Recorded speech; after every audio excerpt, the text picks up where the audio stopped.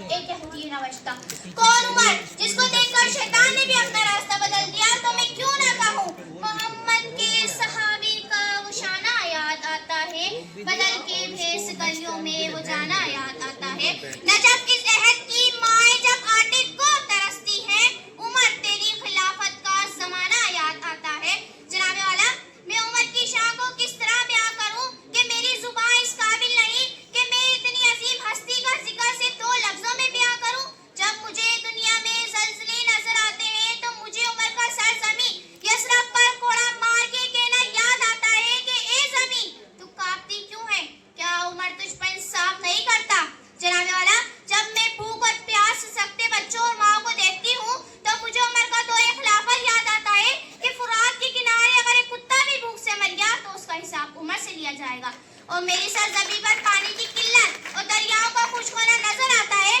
تو میں بے زباں حال یہ کہتی ہوں وہ جس کا حکم مانا ہواؤں نے سمندروں نے وہ جس کا حکم مانا ہواؤں نے سمندروں نے جو دریا خشک چلوائے اسے فاروق کہتے ہیں جناب والا جو جنگ کا میدان دیکھتا ہو تو میں آپ کو عمر کی شجاعت دکھاتی ہوں ہجرت کا وقت تھا تمام لوگ کفار کے ڈر سے رات کے اندھیرے میں مکہ سے مدینہ جا رہے تھے تو ایسے میں عمر فاروق نے اپنی تلوار میان سے نکالی اور مکے کی گلیوں میں لہراتے ہوئے یہ سنائی دیتے تھے کہ ہے تم میں سے کوئی جو اپنی بیوی کو بیوہ اور اپنے بچوں کو یتیم کروانا چاہتا ہے تو آئے اور عمر کا راستہ روک کے دکھائے کیونکہ آج عمر ہجرت کر رہا ہے حلالی ہو تو روکو عمر کی اس سواری کو حلالی ہو تو روکو عمر کی اس سواری کو جو کفر کے چھکے چھڑائے اسے فاروق کہتے ہیں جناب والا ویسے تو عمر کی شان بیان کرنے کے لیے زندگی نہ کافی ہے ان کا ایمان ان کا جوش و ولولہ کسی چیز سے پوشیدہ نہیں مگر ہاں ان کی زندگی ہمارے لیے مشعل راہ ہے